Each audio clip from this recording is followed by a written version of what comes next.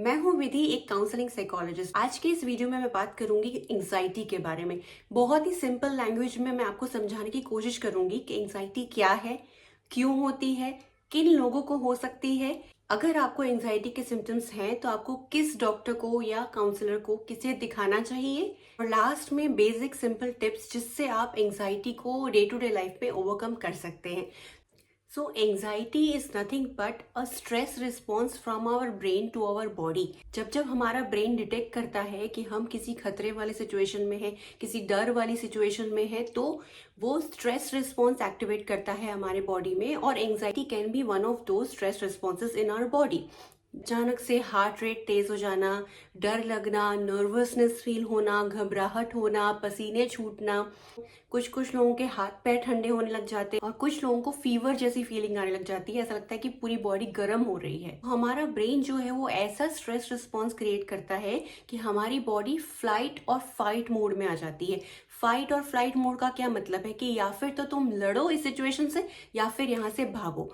For example, हमारे सामने एक शेर आके खड़ा हो जाता है तो हम क्या करेंगे? तो इतना ज्यादा डर लगेगा हमें कि हमारे पास दो ही ऑप्शन, या फिर तो हम शेर से लड़कर जीतें और अपने आप को बचाएं, या फिर तो वहां से भाग जाएं। राइट? तो उसी तरह का स्ट्रेस रिस्पॉन्स हमारी बॉडी क्रिएट करती है हमारी डे टू डे लाइफ में जब हम एंजाइटी से सफर कर रहे हैं तब। फॉर एग्जाम्पल, मुझे जॉब चाहिए पर मुझे इंटरव्यू देने से डर लगता है। तो जब जब इंटरव्यू की डेट पास आती जाएगी तो मुझे डर, घबराहट, ये सारी फीलिंग्स आनी शुरू हो जाएगी। मैं रात को ठीक से सो नहीं पाऊंगी। Through out the day I will feel nervous, घबराहट होगी कि कैसे मैं फेस करूं इंटरव्यू। बिकॉज कहीं ना कहीं मेरे थॉट प्रोसेस में या मेरे दिमाग में ये चीज स्टोर्ड है कि interview is something dangerous. Interview एक डरावनी चीज है। इंटरव्यू से मुझे डर लगता है। ना किसी तरह से मेरे ब्रेन ने इस चीज को कैप्चर कर लिया है और इसीलिए जब जब इंटरव्यू पास आता है तब तक मुझे एंजाइटी अटैक्स आने शुरू हो जाते हैं, पैनिक अटैक्स आने शुरू हो जाते हैं, या फिर मैं बहुत ज़्यादा एंग्शियस फील करने लगती हूँ। कुछ लोगों को सोशल एंजाइटी होती है। जैसे आपको कहीं जाने का इनविटेशन आया, किसी सोशल इवेंट या गेट टुगेदर में जाने का आपको इनविटेशन आता है, तो पहले तो आप बड़े खुश होते हैं। जैसे जैसे इवेंट की डेट पास आती जाती है तो आप सोचते हैं कि मैंने ये ड्रेस निकाली है वहां पहनने के लिए, पता नहीं मैं इसमें अच्छी लगूंगी या नहीं लगूंगी, वहां पे दूसरे लोगों ने कैसे कपड़े पहने होंगे, लोग मेरे बारे में क्या सोचेंगे, या फिर मैं वहां जाके कैसे बात करूंगी इनसे। अगर आपकी सोशल एंजाइटी का लेवल बहुत ज्यादा है, हो सकता है इवेंट पास आते आते आप वहां जाना कैंसिल कर दें, बिकॉज आपको इतनी ज्यादा घबराहट, इतने ज्यादा क्वेश्चंस दिमाग में आ रहे हैं कि आप वो फेस कर ही नहीं पाओगे। या फिर अगर आप जाते हो इवेंट में तो वहां जाके कुछ लोगों से बात भी करते हो तो आप थ्रू आउट द इवेंट और घर आने के बाद सोचते रहोगे कि मैंने इस इंसान से ये बोल दिया, अब वो मेरे बारे में क्या सोच रहा होगा, मैंने इससे ये बात की तो वो मेरे बारे में क्या सोच रहा होगा। So many questions. So this is something called social anxiety. इस तरह से डिफरेंट लोगों को डिफरेंट तरह की एंजाइटी फील होती है। एक चीज हमें ध्यान रखनी है कि अगर एंग्शियस फीलिंग, एंग्शियस थॉट्स, घबराहट एंड डर वाली फीलिंग अगर आपको साल में एक दो बार हो रही है, कभी कभी हो रही है, so it is not a big issue. This is something very natural. It's a natural response of our body. But ये सारे सिम्टम्स काफी टाइम से चल रहे हैं, एक दो महीने, 6 महीने, एक साल से चल रहे हैं। Every day in the morning when you get up you feel anxious. Throughout the day आपको घबराहट होने लगती है। This is something which needs to get checked. धीरे धीरे ये चीजें आपकी ओवरऑल वेलबींग को भी अफेक्ट करती हैं। आपको प्रॉपर नींद नहीं मिल पाएंगी, आपके हॉर्मोन्स ठीक से काम नहीं करेंगे, because our brain and hormones are interconnected, right? And our hormones are responsible for our stress response and so many other things like our digestion, reproduction and working of our body in many different ways. Stress response कभी कभी आना चाहिए, कभी कभी डर या घबराहट वाली फीलिंग्स आनी चाहिए आपको, जो सच में डेंजरस सिचुएशंस जब आपके सामने आती है तब आनी चाहिए। अगर वैसे सिचुएशंस आपको थ्रू आउट द डे या पूरे लंबे टाइम तक अगर आप ऐसा फील करते हैं तो आपके बॉडी का बाकी सारा प्रोसेस है वो डिस्टर्ब हो जाता है। फॉर एग्जाम्पल, अगर आपके सामने शेर खड़ा है तो उस टाइम आपकी बॉडी डाइजेशन पे ध्यान नहीं देगी कि आप जो खाया है उसको अच्छे से डाइजेस्ट करने में अपनी एनर्जी यूज करें। उस टाइम आपकी बॉडी उस जगह से भागने में अपनी सारी एनर्जी यूज करेगी, राइट? कि अपने आप को कैसे बचाएं। तो same thing happens when you are in the continuous state of anxiety. तो आपकी बॉडी बाकी सारे जो प्रोसेसेस हैं जैसे डाइजेशन है कि बॉडी दूसरे प्रोसेसेस को स्लो डाउन करके अपना स्ट्रेस रिस्पॉन्स हाई कर देती है और सारी अपनी एनर्जी यूज करती है आपको सेफ फील करवाने में या आपको अलर्ट करने में कि this is a dangerous situation, we need to run away from here. ठीक है, तो इसकी वजह से हो सकता है आपको डाइजेस्टिव इश्यूज हो जाए जैसे कि diarrhoea, constipation, hyper acidity, acid reflux, या फिर कुछ लोगों को चक्कर आने लगते हैं, PCOS, lots of pimples on the face and the body here and there, अच्छे से नींद नहीं आएगी, भी लोगों को ब्लड प्रेशर की प्रॉब्लम हो जाती है। So there are lots of problems which arise just because of your anxiety.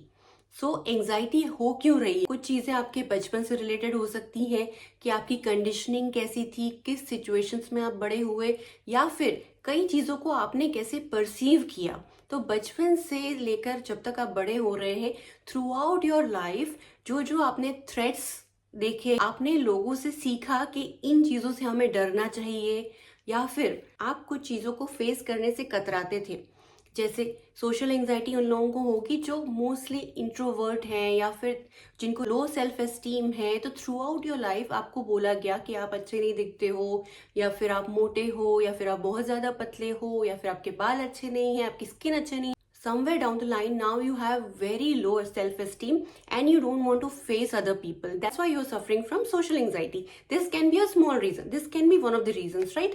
उस तरह से different लोगों की conditioning, डिफरेंट लोगों की सोच डिफरेंट होती है। कहीं ना कहीं आपने मेंटल ब्लॉक्स क्रिएट कर दिए अपने दिमाग में, और जिसकी वजह से यू आर फीलिंग एंग्शियस। आपकी थॉट प्रोसेस जो है वो इस स्ट्रेस रिस्पॉन्स को क्रिएट कर रही है, वो एंजाइटी को क्रिएट कर रही है। एंजाइटी इज नथिंग एल्स, पर हमारी बॉडी हमें बोल रही है टू बी अलर्ट। क्यों? क्योंकि कुछ हम अपने मन में ही चीजें सोच लेते हैं कि मुझे इससे डर लगता है, मुझे इंटरव्यू देने से या मुझे स्टेज पर बोलने से डर लगता है। तो जब जब मेरे स्टेज पर बोलने का टाइम आएगा तो मुझे इतना डर लगेगा क्योंकि मेरा ब्रेन बोल रहा है कि अब स्टेज पर जाना है, मतलब खतरा है। मैंने ही अपने ब्रेन को सिखाया है कि जब जब मुझे स्टेज पर जाना है तो मुझे डर लगता है। तो अब मेरा ब्रेन जब जब मुझे स्टेज पर जाना होगा तो अलर्ट करेगा मुझे कि अब डरने वाली सिचुएशंस आने वाली हैं। इट्स जस्ट दैट हम खुद ही अपने ब्रेन को सिखाते हैं और हमारा ब्रेन हमें अलर्ट करता है उस सिचुएशन के लिए। It is nothing else, no big deal. So अगर आपको ऐसा लगता है कि ऐसा कोई भी सिम्टम आपके लाइफ में आप फील कर रहे हैं बहुत लंबे टाइम से और आपको ये परेशान कर रहा है, तो या फिर तो आप एक काउंसलिंग साइकोलॉजिस्ट से मिल सकते हैं, जैसे कि I am also counselling psychologist. So you can take an online appointment with me. मैंने डिस्क्रिप्शन में अपना ईमेल आईडी डाल दिया है, सिंपली आप उस पर मेल करके लिख सकते हैं कि that I want an appointment and I will get back to you. दूसरा ऑप्शन है कि you can see a clinical psychologist और a psychiatrist and they can refer you some medication also, they can prescribe medication also. Counselling psychologist जो होते हैं like me, they can not prescribe any medication, वो आपको दवाई नहीं दे सकते हैं, but they can teach you methods, आपके थॉट प्रोसेस चेंज करना या फिर कोई थेरेपी से आपकी हेल्प करना।